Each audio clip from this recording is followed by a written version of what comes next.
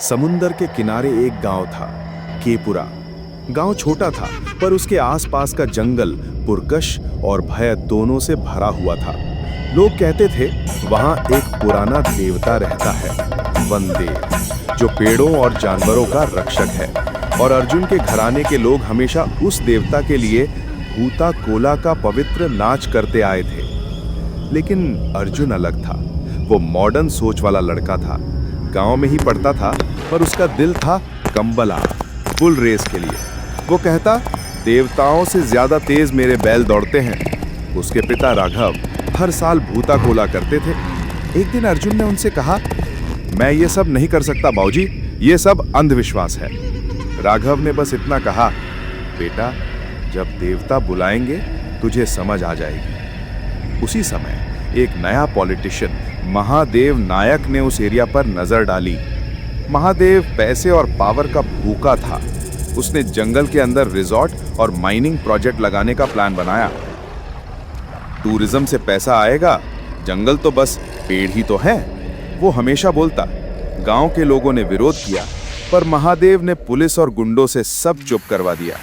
पेड़ कटने लगे, जानवरों के घर उजड़ने लगे, हाथी और रेंडियर जंगल से भागने लगे। हवा बदलने लगी, एक अजीब सी चिल्लाहट रातों में गूंजने लगी।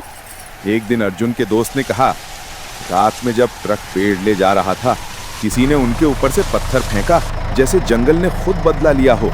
महादेव ने हंसकर कहा, कहानियों से कोई नहीं मरता, जंगल अब मेरा है। उस रात अर्जुन ने सपना देखा। एक आदमी आग के बीच नाच रहा था। उसके चेहरे पे देवता की शक्ति थी और उसके चेहरे पे अर्जुन का चेहरा था। सुबह अर्जुन के पिता बीमार पड़ गए। गांव के लोग बोले, देवता नाराज है, परंपरा टूट गई है। महादेव ने तभी और पेड़ काटने का ऑर्डर दिया। उसके लोगों ने अर्जुन के घर के पास के पेड़ भी गिराए और तब उस पेड़ से लाल खून जैसे तरल गिरा। गांव के सब लोग डर के मारे भाग गए। बुजुर्गों ने कहा, अब देवता खुद किसी के अंदर आएंगे। अर्जुन, ये तेरा समय है। मशालें जली, जंगल में ढोल और घंटी की आवाज गूंज रही थी। अर्जुन ने धोती पहनी और अपने शरीर पे लाल और सुनहरे रंग लगाया। उसने पहली बार भूता कोला का नाच शुरू किया। उसका नाच धीरे धीरे जुनून में बदल गया। उसकी आंखें चमकने लगी, जैसे किसी देवता ने उसके अंदर प्रवेश कर लिया हो। आंधी चलने लगी, पेड़ हिले, मशालें बुझ गईं।